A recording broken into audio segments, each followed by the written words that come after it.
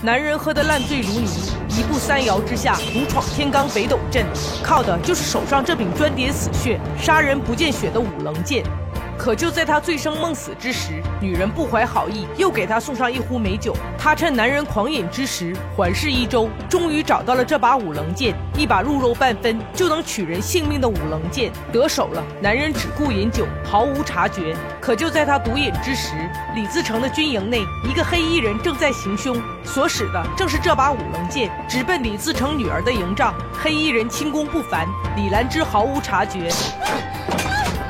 李兰芝躲过一剑，可她没能逃过迎面而来的第二剑。有刺客！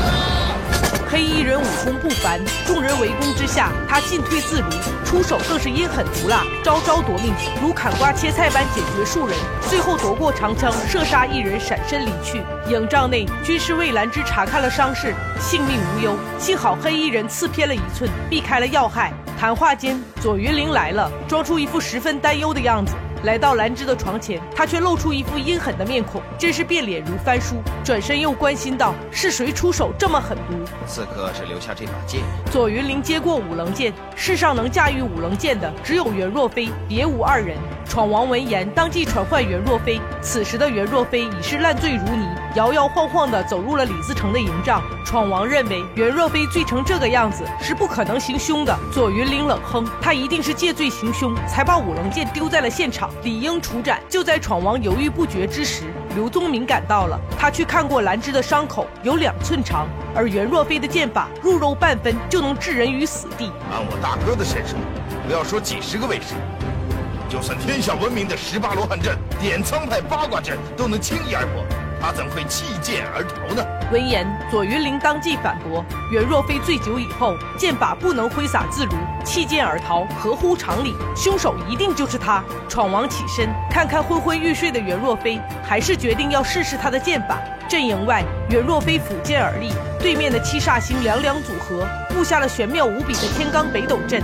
袁若飞一脸嬉笑，醉意上涌。刘宗敏见状十分担忧，军师让他放心。袁若飞目光如炬，似醉非醉，七煞星伤不到他。袁若飞手持五棱剑，一步三摇，踏入了天罡北斗阵，出招漂浮不定，更显神鬼莫测，让七煞星防不胜防。看似毫无章法的剑招，实则暗藏杀机。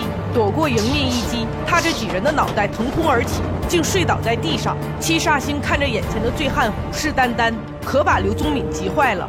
大哥，做什么还睡啊？左云灵得意，这次你还不死。七煞星重组剑阵，用上了绝招。袁若飞头不抬眼不睁，竟巧妙化解了攻势，一步三摇的再次走到阵前，交手2个照面，将身后的2人踢飞，破了天罡北斗阵。袁公子果然好身手。闯王久经沙场，能破除7星剑阵的袁若飞是第一人。事实证明，几个喽啰不可能打落袁若飞的五棱剑，凶手是另有其人。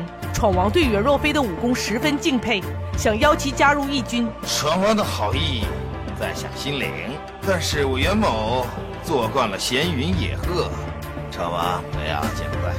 人各有志，闯王也不强人所难。2人对饮一晚，询问袁若飞对黑衣人刺杀兰芝的事有何高见。袁若飞觉得刺客能盗取自己的五棱剑，又能自由出入营帐，刺客一定和兰芝关系密切。闯王长叹，如果兰芝醒过来，他一定知道凶手是谁。左云灵有恃无恐，因为他不会让兰芝醒过来。清晨，刘宗敏将袁若飞来到军营的消息告知了昭仁公主。昭仁一脸担忧：“我是崇祯的女儿，闯王不会轻易放我们回去的。”刘宗敏让昭仁不用担心，他想到了一个好主意。如果你真的喜欢大哥，你们立即结为夫妻。闯王一向敬重袁若飞，如果你们成为夫妻，他就没有理由扣留你做人质了。昭仁害羞不语，这是默认了。2个丫鬟也在旁叫好。刘将军的主意真是两全其美。昭仁心里乐开了花。刘将军，你帮我做主吧。你们今晚立刻成亲。可刘宗敏向袁若飞提及婚事，他却一口回绝。刘宗敏一脸坏笑，他又有主意了，把袁若飞灌醉，生米煮成熟饭。2人推杯换盏之际，穿好新衣的昭仁公主已等候多时。终于袁若飞不省人事了，被刘宗敏扶进了洞房。2个丫鬟为新人奉上合欢酒，袁若飞先干为敬，真是爽快。招人也是一饮而尽，丫鬟将袁若飞丢到床上就告退了。招人摘下凤冠，给袁若飞倒了一杯茶水，不想袁若飞竟突然醒酒了。这是哪儿啊？今晚是我们的洞房花烛夜，难道你不知道吗？袁若飞急忙起身，终身大事不是儿戏，怎么能勉强呢？合欢酒我们都已经一起喝了，而且大家都知道今晚我们进洞房的，难道我堂的二公主都配不起你吗？袁若飞醉意上涌，转身就要离开。招人抽出长剑，你敢走出房间，我就杀了你。袁若飞还是一脸嬉笑，你可以杀了我，但不能逼我成亲。袁若飞，你真的这么狠心？公主，袁若飞清醒了，喜事竟变成了丧事。招人拼着最后一口气问袁若飞，到底有没有喜欢过我？公主，你敢爱敢恨，我有你这个红颜知己，我死而无憾。招人对袁若飞情有独钟，这是2人相识以来袁若飞说的唯一一句能让招人开心的话。死而无憾，招人气绝了。招人坟前，袁若飞用鲜血写下“爱妻昭仁公主之墓”6个大字，为昭仁公主立下了誓言。公主，我袁若飞今后为你终身不惧。男人被一根钢叉拦住去路，这个蓝衣女子要和他比试一下剑法。丫鬟拿出刚刚被女子一剑穿心的兔子，我们小姐的剑法百发百中。周世显面露不屑，看向天空的飞鸟，转身拿出一支剑。女子递过一把弓，他一把推开，竟徒手将剑掷出，一剑穿心。原来你武功这么好啊！只是雕虫小技。我想在你们中途，你一定是武功第一的。在中途，我只是中庸之才。原来这个女子就是多尔衮的女儿端格格。她问周世显，既然大明朝人才济济，为什么被我们满洲接连攻陷4座城池？周世显让端格格不要忘了当年宁远之战，袁崇焕炮击努尔哈赤；宁锦之战又大败皇太极，让八旗军再受炮火洗礼。格格无言以对。就在周世显转身离开之时，又被小胡子拦住了去路。我让你打3拳，如果你能够3拳打倒的话，你就走。小胡子叫阿巴泰，是格格的未婚夫。只见他催动内力，扎稳马步。周世显缓步上前，化掌为拳，接连2拳，阿巴泰不痛不痒。接下来的一掌直接将阿巴泰打出了66米。打倒你只用1招就够了。在格格面前受辱，阿巴泰怒气攻向周世显。满洲有8旗军，其中最精锐的就是蓝旗军，而阿巴泰正是蓝旗军的头领。久经沙场的阿巴泰武功不凡，但今天遇上了战神周世显，他败局已定。几番交手，阿巴泰就被周世显封住手脚，一掌击退。他抄起钢叉迎面而上，周世显纵身拔出弓箭，仅凭听声辨位，一剑刺穿了阿巴泰的耳环。阿巴泰，如果不是周世显手下留情的话，你早就没命了。周世显这次远赴关外，是奉崇祯皇帝的圣旨与多尔衮和谈。可降将洪承畴对他百般刁难，如果你要见多尔衮，就一定要穿上满清的官服。穿上敌国的官服乃是降将所为，周世显恕难从命。洪承畴冷哼：“你们远道而来，我一定会好好招待你们。”傍晚，洪承畴给周世显安排了4面透风的住处，火炕也是冰冷的。此时正值寒冬，在这里睡一晚，恐怕得冻死。就在3人饥寒交迫之时，守卫给他们送来了满清的棉服。御史大人也是块硬骨头，将官服甩到了地上。清晨，洪承畴满脸得意，蝼蚁尚且偷生，不穿官服，你周世显就会被活活冻死。推开房门，果然2位御史大人都穿上了官服。